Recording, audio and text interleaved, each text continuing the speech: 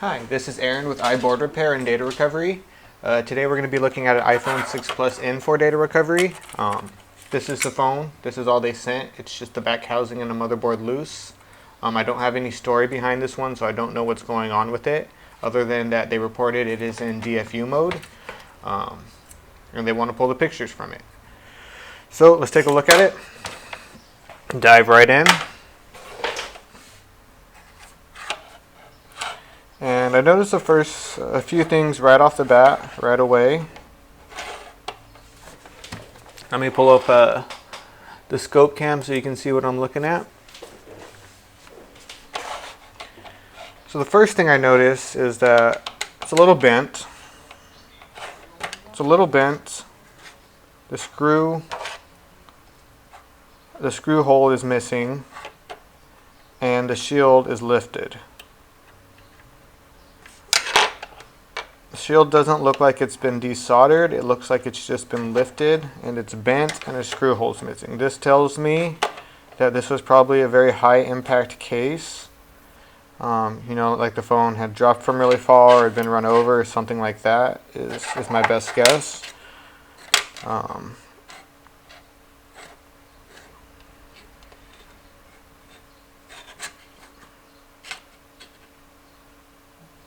There's even some minor corrosion over here.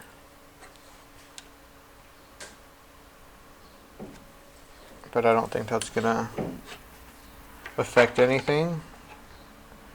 So they reported this in DFU mode, and I see the shield's off. So my very first instinct is that I may have some loose coils around the CPU. That would most likely cause it to be in DFU mode.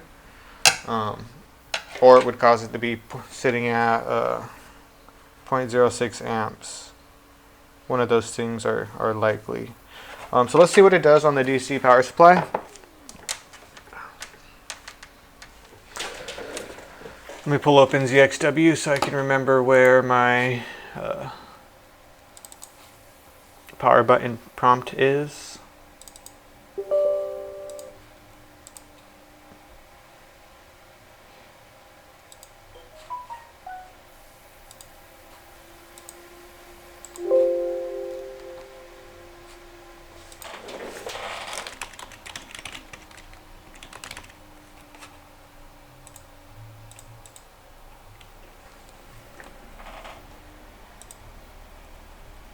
This is an iPhone 6 Plus.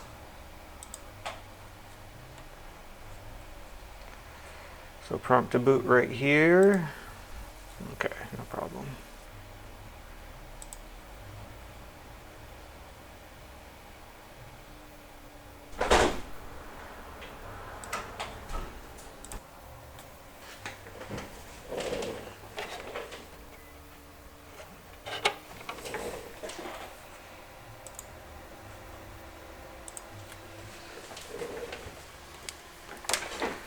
So I have probes hooked up to my DC power supply.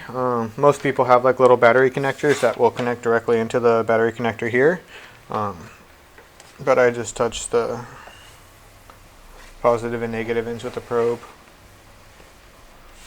So let's prompt this to boot, see what it does.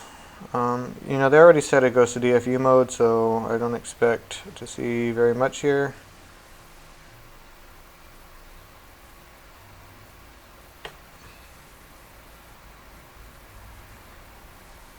And that's much higher than I expect. I don't expect to see that 0.3 yet.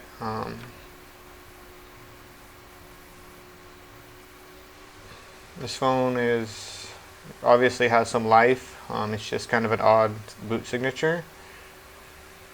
It almost looks like it's booting. It doesn't really look like DFU mode, but yeah, let's go ahead and put a screen on here and see if we get an Apple logo, and see what it's doing.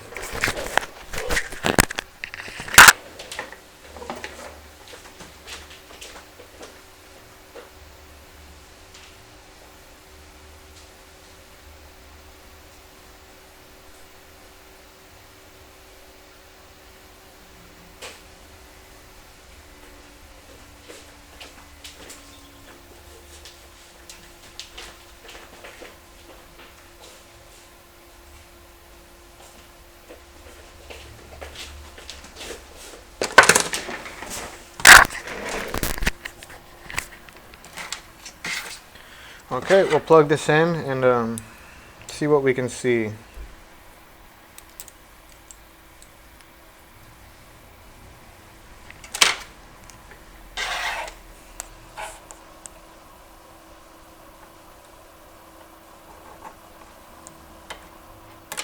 This isn't the best donor screen. It's really old, but I should be able to get it to work.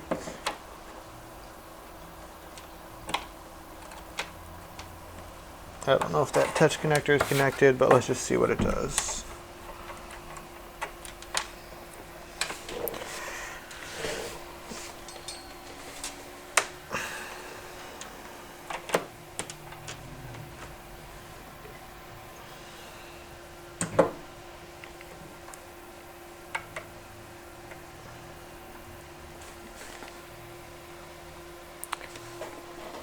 Okay, that doesn't look like it's doing anything. Let's see if it's taking anything from my ammeter.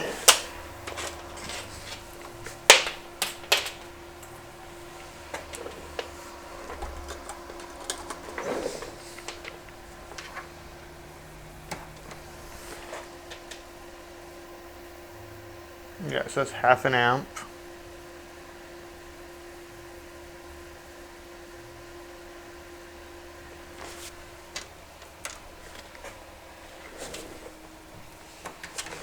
We should hear a chime, I feel like.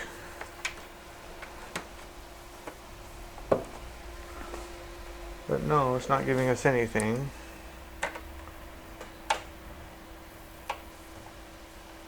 Feel a bit of heat.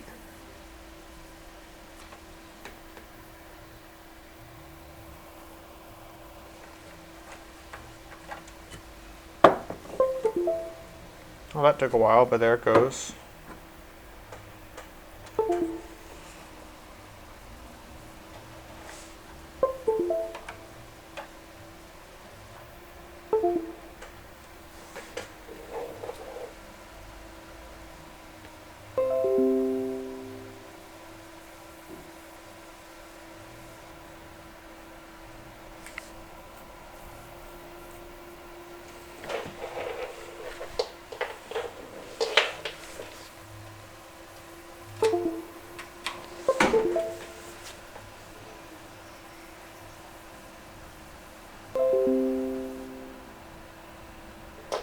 So it says it's connecting.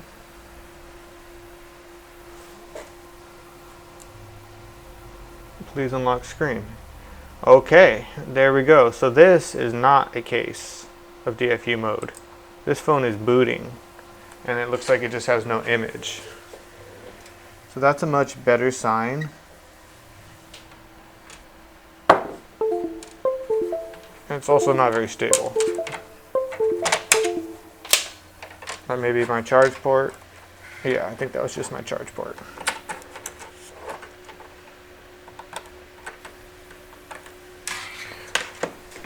Okay, so now I remember that I thought that the DC power signature was a little bit high, and it also looks like there's no image, so I can bet that one of these chestnut power supply lines are most likely short. This is my, oh, where's chestnut on this one? Chestnut's down under the shield. But let's see.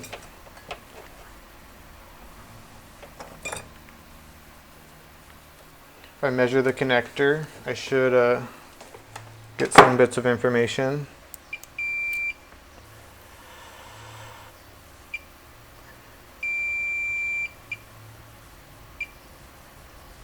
So these all should be 2 beeps and a ground.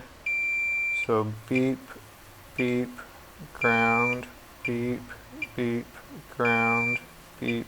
And those are just the image filter lines, besides this front one, which is the 1.8 voltage line.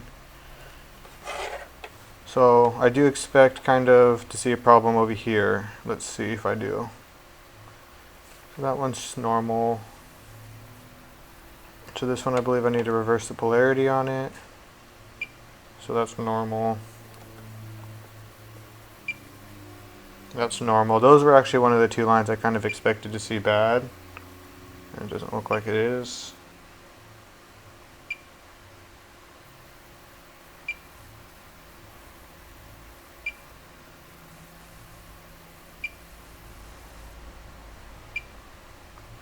Okay, well, the lines look actually kind of normal.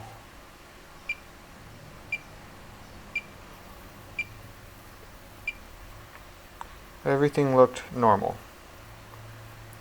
But I clearly have no image. So let me go ahead and pull off the shield and take a look at chestnut under here. I also have some chestnut caps back here that I can double check. I don't quite remember which ones they are. Let's see.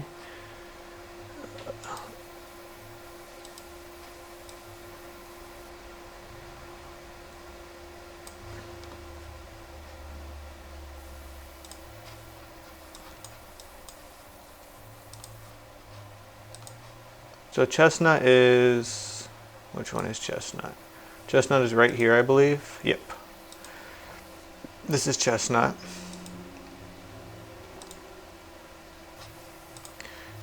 And yeah, some of these caps are connected to it.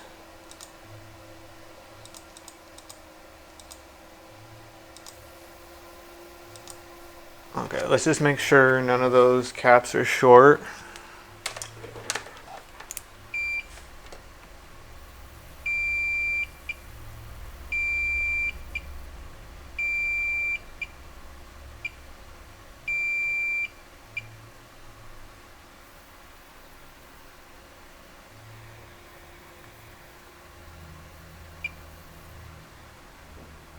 No, it's normal.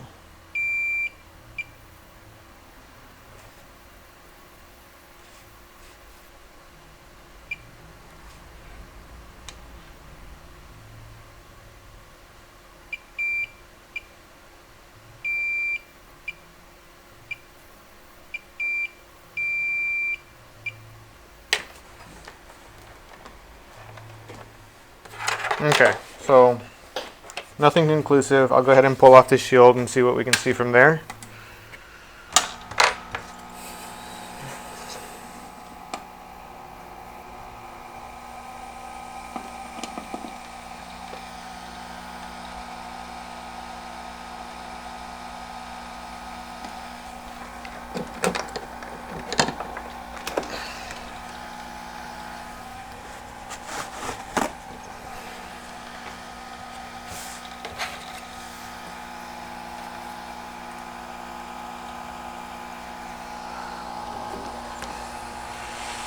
So I let gravity do the work for removing these shields a lot of the time.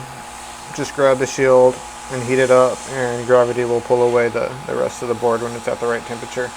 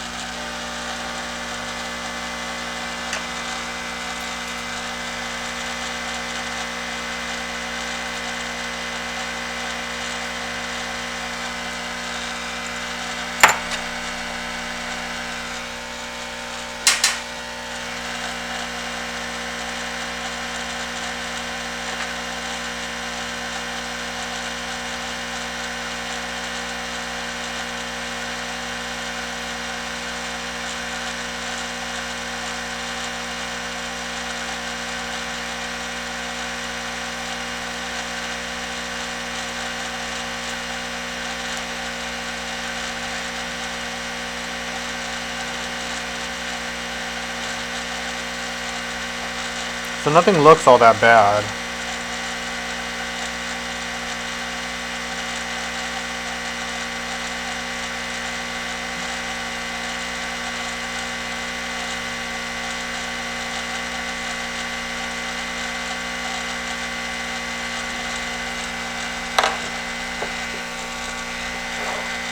So the easiest thing to do, I think, is going to be to just pull off chestnut and to measure the pads underneath.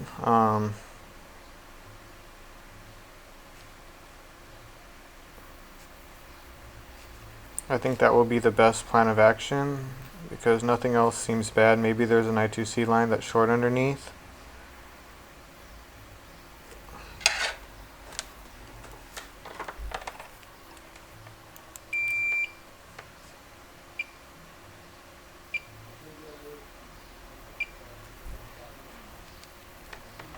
So yeah, I'll go ahead and I'll pull that off, and then we'll see from there.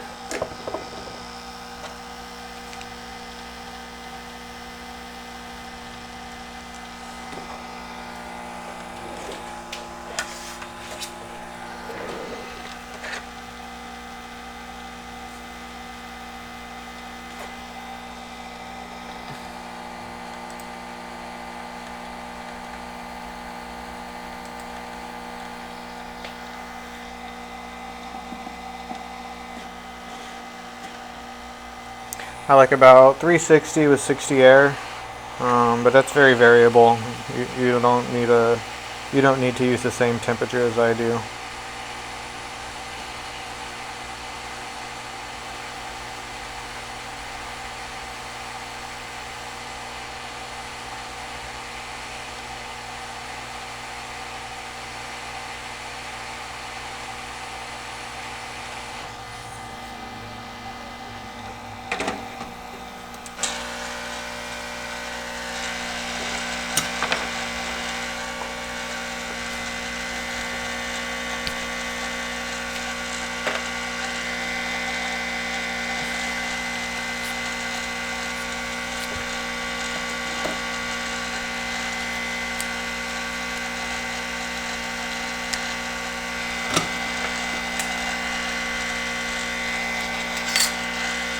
I'll flatten those pads just to make them easier to measure and to prepare them for when I put the chip back.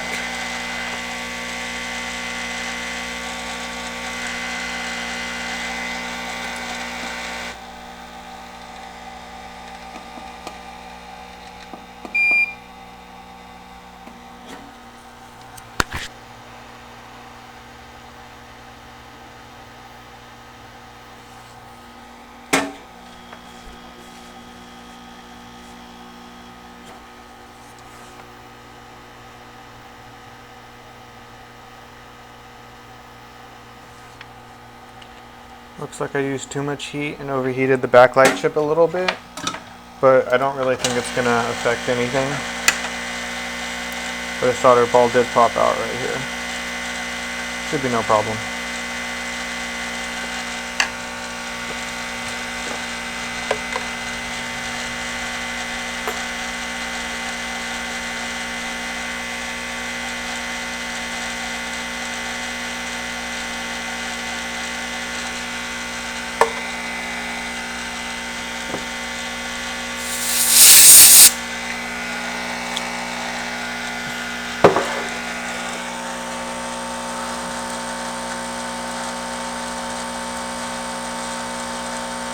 So I'll take a look at the pads under chestnut now. If you zoom in, you can see the values they're supposed to give you. So I'll just double check all those values.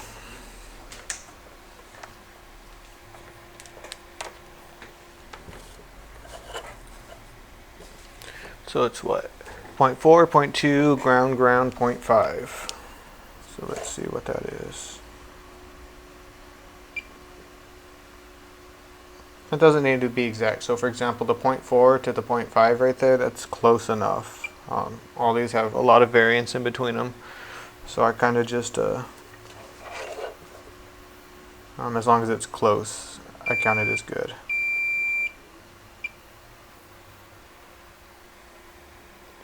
Oh, 433 ground.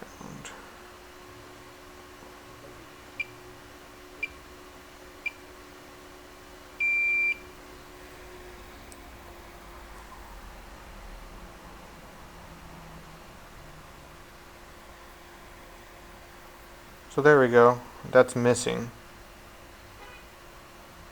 So according to my schematics,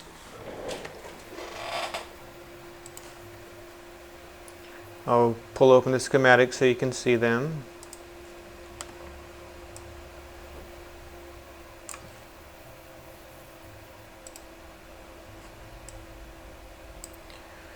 Right here, this is the line I'm measuring.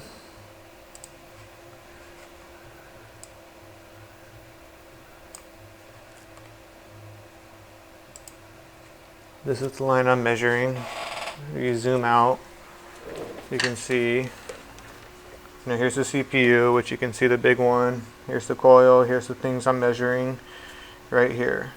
Up 1 over 1, and this is not giving me any reading.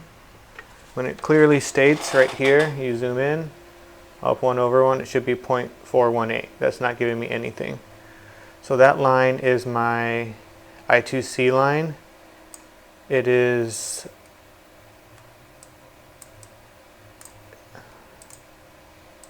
interesting. So a lot of the times this can be long screw damage. I believe the long screw damage would originate in this hole.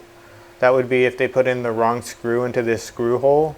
It causes the traces to become disconnected. So that may be the case. Is what's happening here. Let me measure this resistor to see if it's giving me a value. Because this doesn't look like it's been long screw damage, so I'm kind of not quite sure what this means yet. Let's see. So the line should also be at this resistor according to our schematics, and that one does give me a value, 0.43, which is right close enough to what we're supposed to be looking for, 0.41. So we don't have it here, but we do have it here.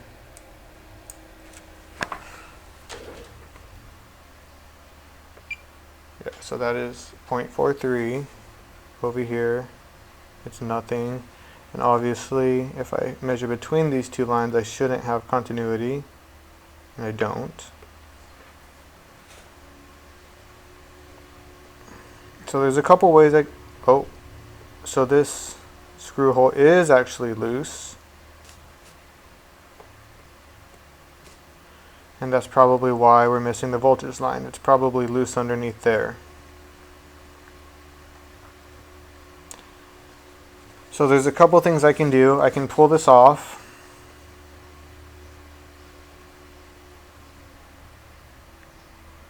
I'll pull this off no matter what, just because it doesn't need to be there now. It's just going to cause more damage if anyone ever tries to use it again.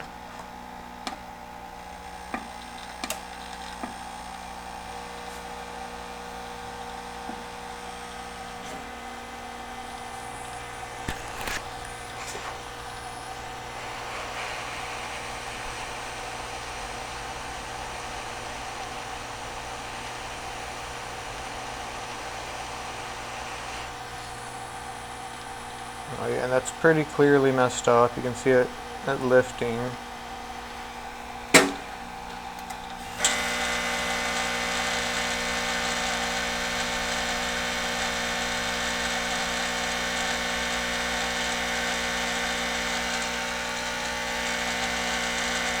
So there's two ways to address this. You can either you can pull this up and repair the line that's broken underneath it, or you can run a jumper straight to this line from another point that's using it. So I think I'm going to do that. I think I'm going to run a jumper from this point over to this point and then put the chip back. Let me make sure I'm not missing any other lines under here first.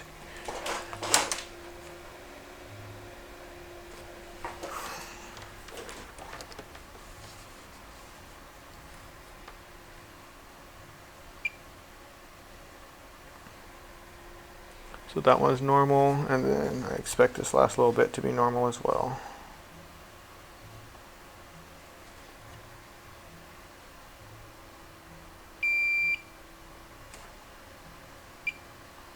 And that is all normal. So I know that the chestnut enable line, the one that turns chestnut on, is over here, and when that's disconnected, it gives a false reading, but it's only slightly off. So let me double check that, because I don't want to be surprised by that. So let's see which pad is the enable line. There it is, LCM to chestnut power enable connection. So 1, 2, 3, 4, 5, 6, 7, 8. So the 8th pin needs to be 0.4 and not 0.5. That's what I've seen in the past. If it's like 0.58, it's disconnected. If it's 0.48, it's fine. So I think the 8th pin, is that what I said? 1, 2, 3, 4, 5, 6, 7, 8. 1, 2, 3, 4, 5, 6, 7, 8. So it's 0.54. So I kind of do think that's disconnected as well. So I think I should be able to verify that somehow. How can I verify this? Okay, easy way to verify that, since I have chestnut off, I can measure from chestnut to the connector and see if I have continuity. If I don't, then that line is also disconnected. So that's okay. So that would be this guy right here. Well, first let me see what the diode mode measurement was. 0.54. Okay, so that's most likely just fine because that's the same number, same value. But let's just double check it has continuity. 1, 2, 3, 4, 5, 6, 7, 8. Okay, so it's reaching it to there, no problem. So that's fine. That's not disconnected. I'll just go ahead and run that one jumper, and that should fix it. So let's do that.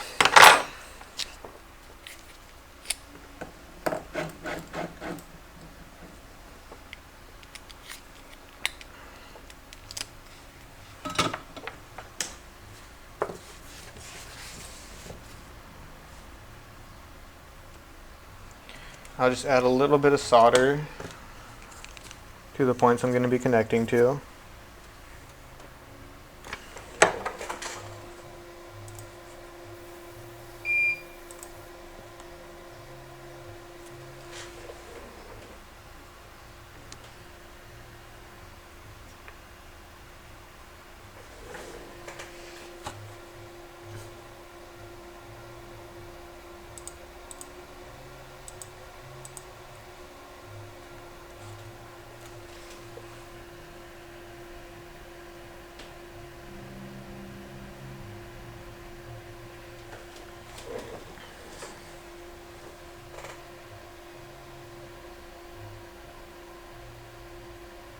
Sorry, let me focus this for you.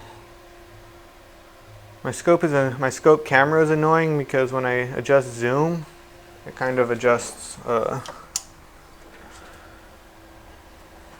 the focus as well, which isn't the case when you're just looking down the microscope.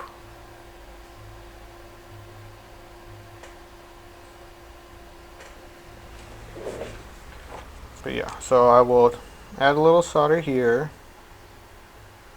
And that one's fine already. I guess I can still add a little touch. Goes to this one.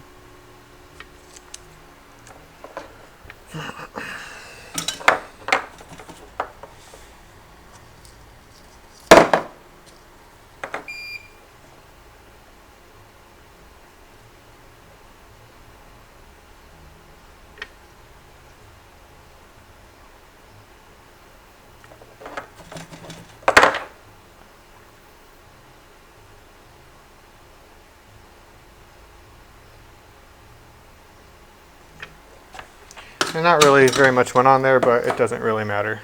I'll be able to connect a wire either way. And I just found a piece of wire right here, so let's just use that.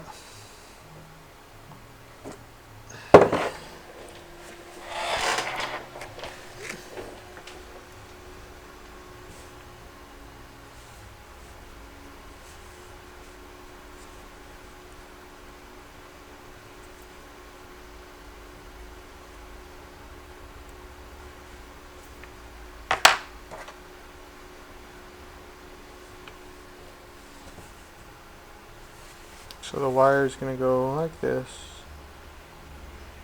Should be quite simple to connect. Oh wow, that's very out of focus.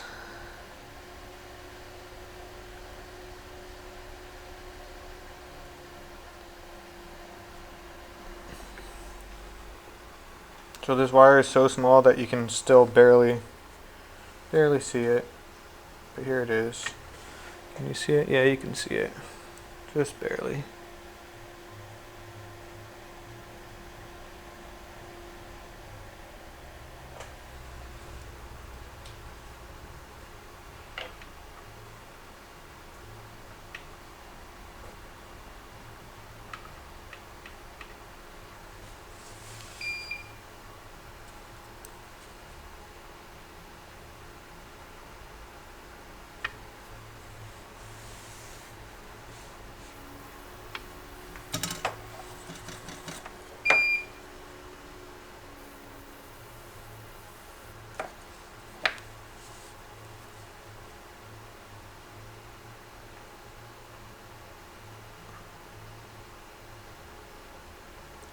So that connected very nicely.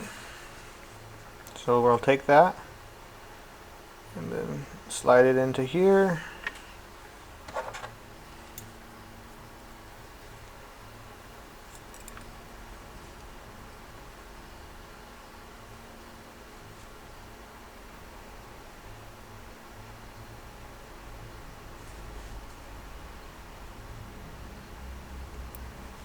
And that will look something like that.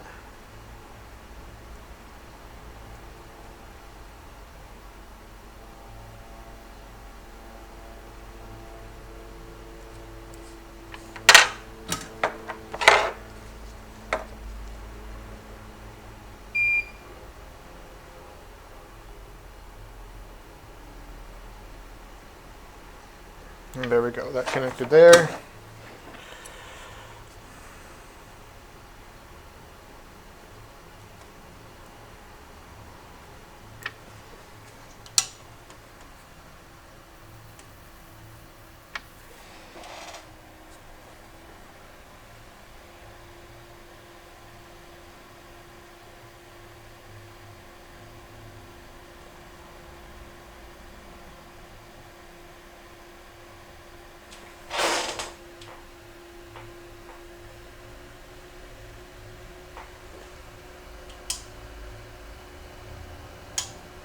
Trying to see what makes it more clear. I guess that light's fine.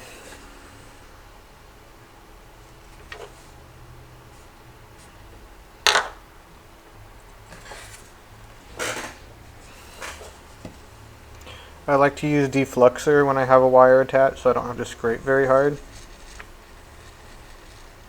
I mean like brush very hard with the toothbrush and alcohol.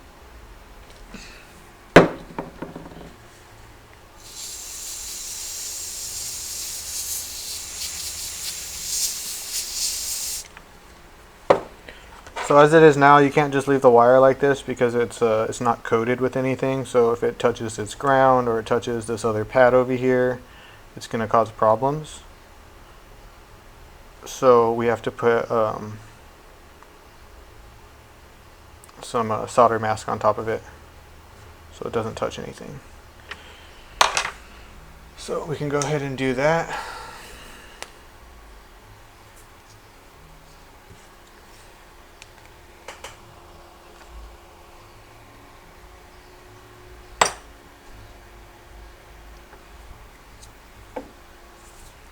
You only need a very, very small amount.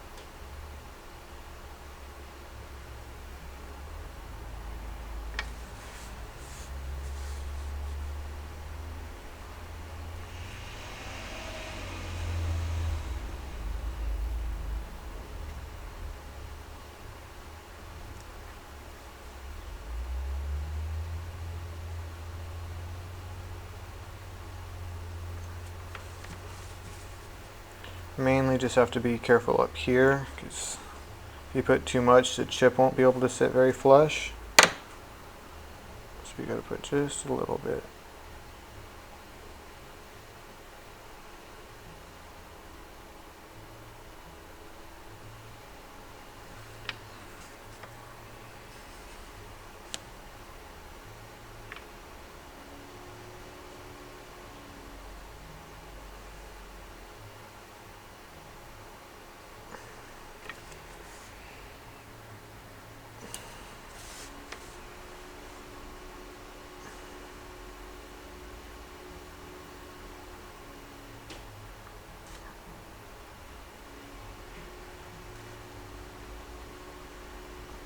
And that was quite ugly. I used too much and it's a little too liquidy. but I think that should be fine.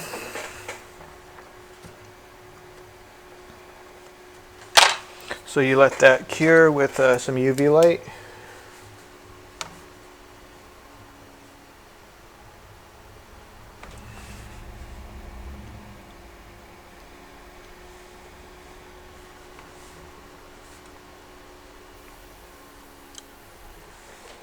And I'll go grab another chestnut chip to replace the bad one with.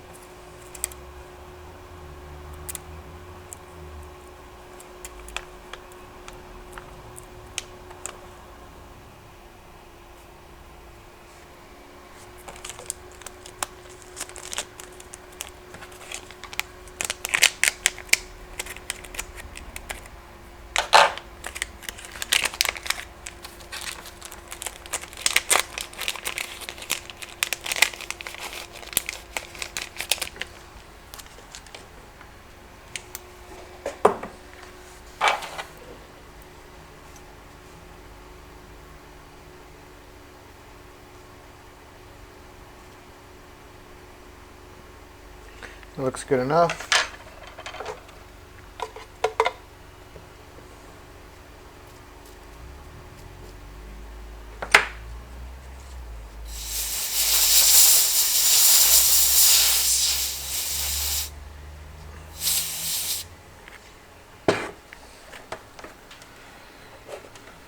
So I can just verify the pad now has a reading.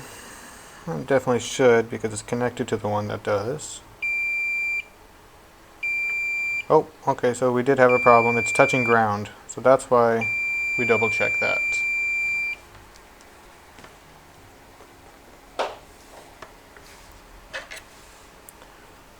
So where is it touching ground at? Probably right up on here.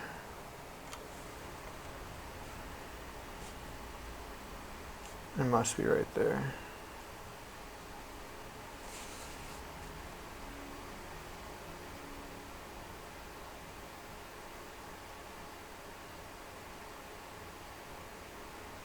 Okay, is it still touching ground?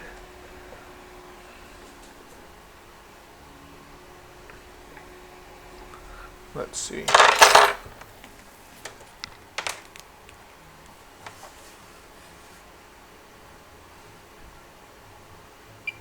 Okay, yeah, so that's where it was touching ground. So I'll add just a little bit more solder paste there, or solder mask I should say. Just so it doesn't fall back down and cause me any problems. That's why it's always a great idea to double check everything that you do. You don't never know what went wrong. Even though I probably should have suspected that.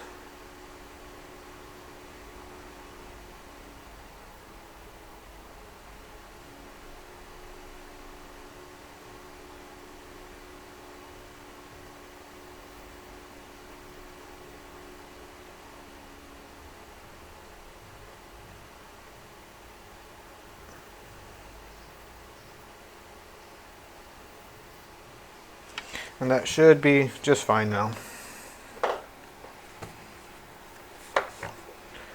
So let that cure for just a little bit longer again.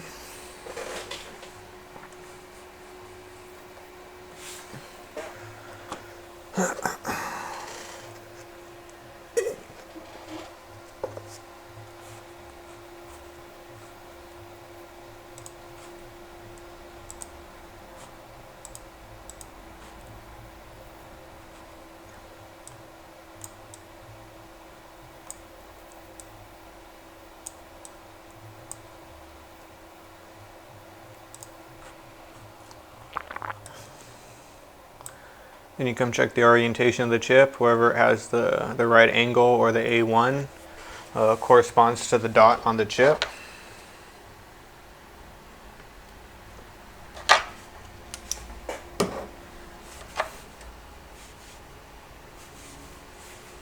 So there's the dot.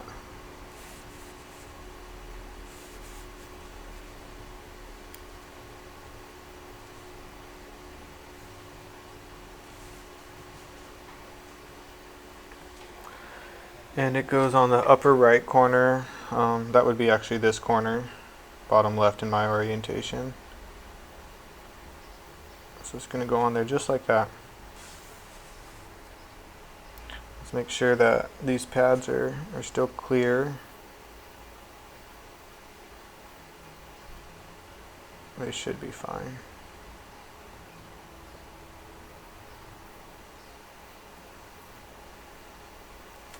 Alright, and that's it. Now we'll put the chip back on, and hopefully there's no other problems.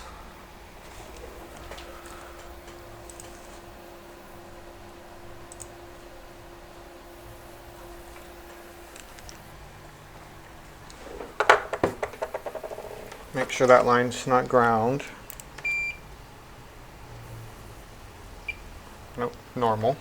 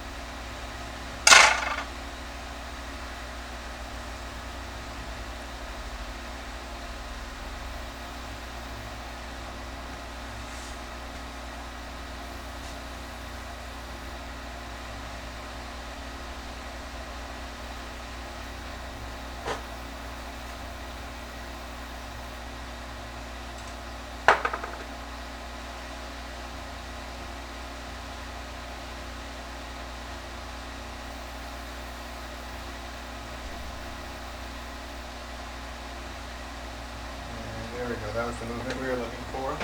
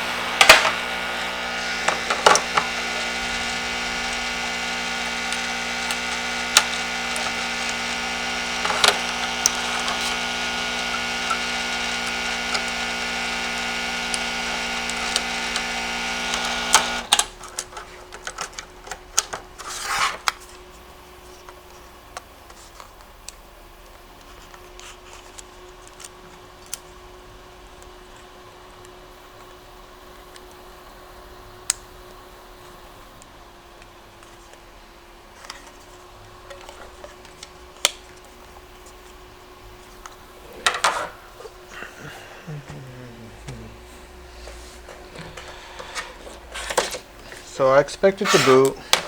It may not. Maybe there's something still missing. But I do expect it to boot. So let's see.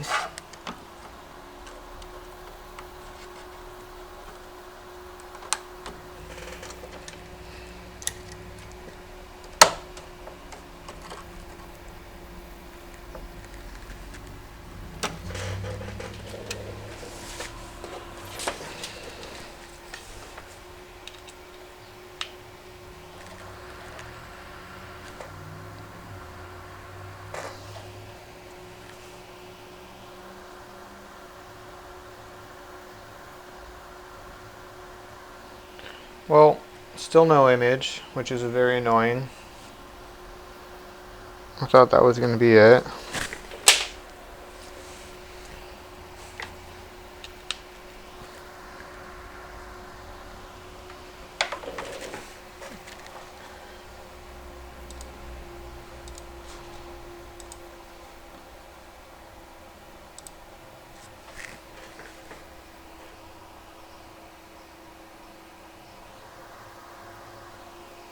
So last time it took a few seconds for it to connect to the computer, so let's see if it does that again.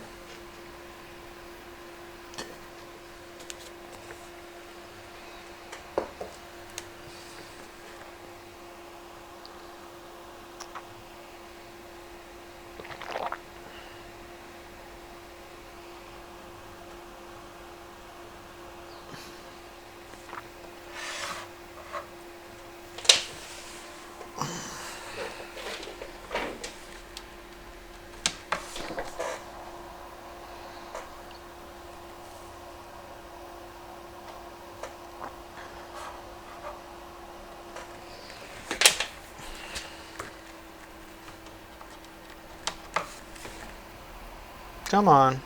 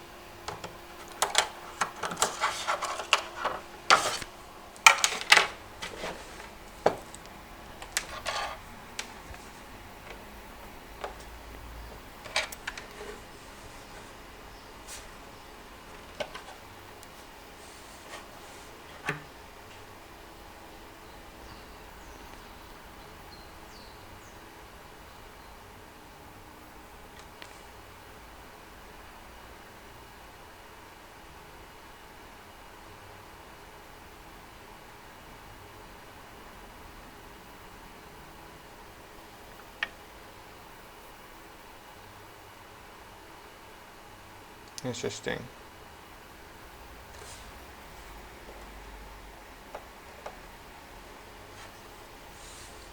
So it doesn't look like it's booting. I'm still getting that very high. Oh, there. It's doing something.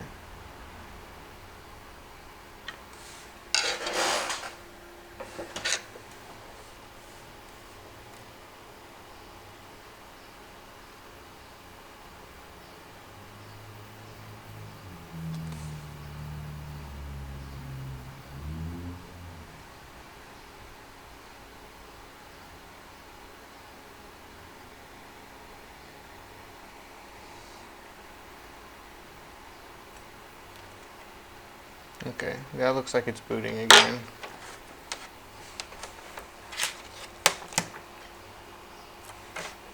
The thing is definitely acting strange.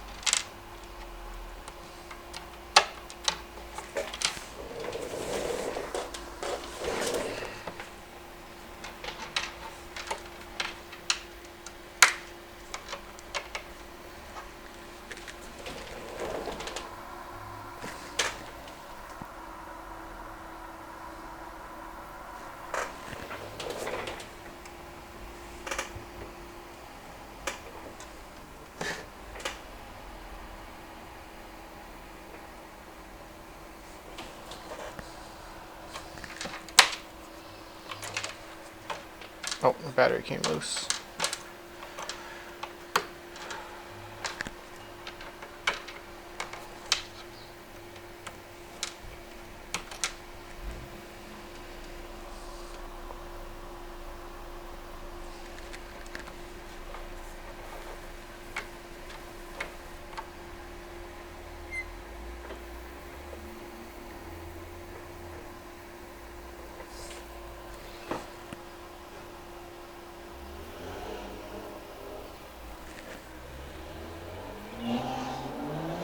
Now let me make sure that it's not just a no image case now.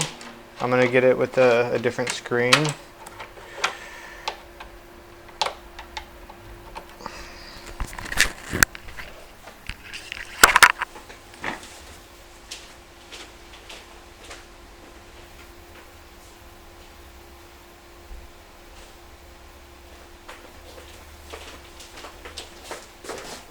I mean, a no backlight case. I think I just said a no image case, but I meant to say no backlight. Because it might just be no backlight. So let's see. All these connectors on this phone are really bad. I think the guy tried to disconnect and reconnect them a million times.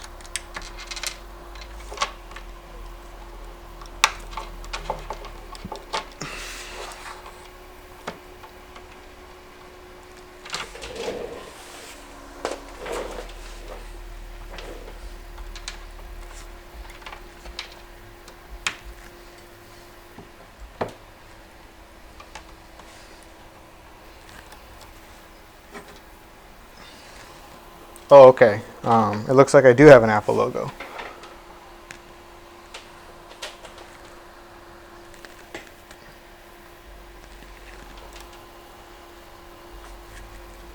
So it's going to be hard to turn this around for you to see. So I'm just going to go ahead and plug it into the computer and see if I can get it to recognize. You can just hear it there. So what's the passcode? 3683. 3683 is the passcode. Oh, the battery just came disconnected.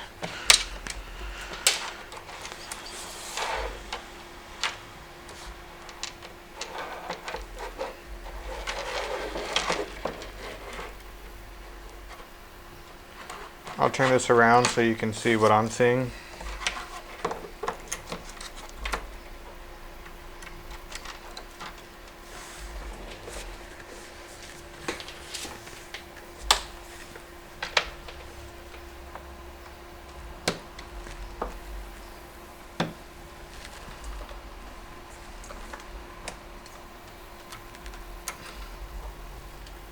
And there's the Apple logo. Do you see it? Yeah, you can see it.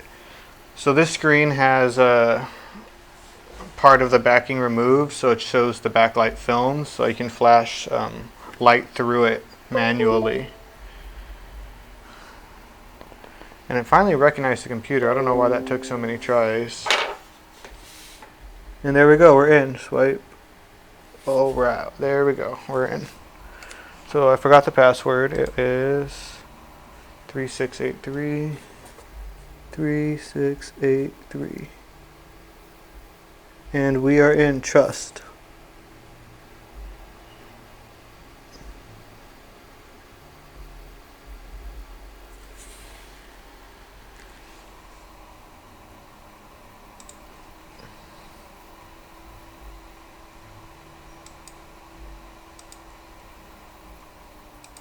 And there we are, we're in.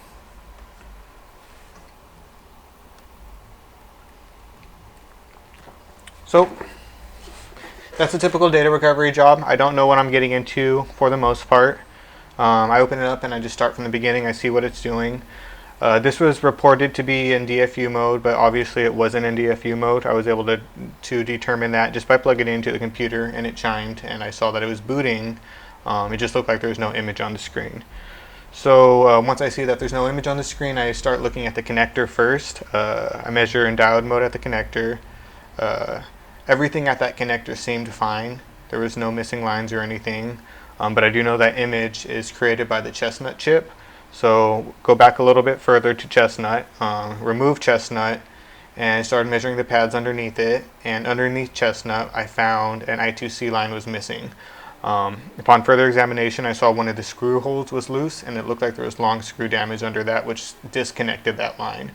Long screw damage, again, is just when you put the wrong screw in the screw hole, and if you can imagine, as you're pushing it down and it hits the bottom, it pops the screw hole up as it's trying to go down. So that disconnected the lines. I was able to repair that just by jumping from a different point in that line that wasn't disconnected yet to reconnect it underneath chestnut. Once we put chestnut back, as you can see, it booted up, image is there. I am missing backlight. The backlight could have been another I2C line that's missing. In fact, it was. I saw that both of those I2C lines were connected. So right here is where we connected it to. This backlight line is missing. I don't know why that backlight's missing. There's two backlight chips, but either way, it doesn't matter. Backlight is not needed for data recovery. We can just shine a light through it as we did. Just image is needed. So that was the whole job. Now we're going to be able to take data from this computer and the from the phone onto the computer, and the customer is going to be very happy. So thanks for watching. I hope you can learn some of the techniques that I use and kind of my mindset as I'm working on these. Hope you continue to watch into the future. There's going to be more videos very much the same way, just me talking through the problems as I kind of approach them and as I see them, try to solve them. Well, thanks for stopping by. Bye.